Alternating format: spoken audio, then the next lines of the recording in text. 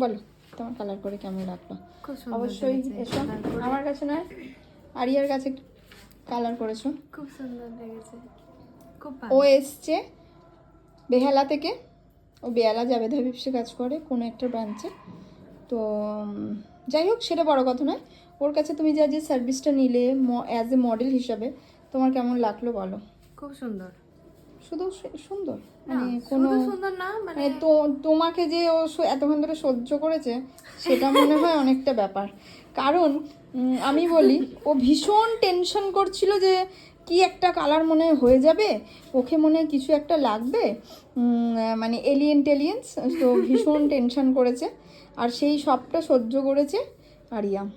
হ্যাঁ, তো কি বলবে? তার জন্য থ্যাংক ইউ। হুম, কারণ আমার অনেক কিছু কোয়ারিজ ছিল, সেগুলো আমি জেনেছি যে আমাকে এটাই ভালো লাগবে কিনা, ওটাই ভালো লাগবে কিনা।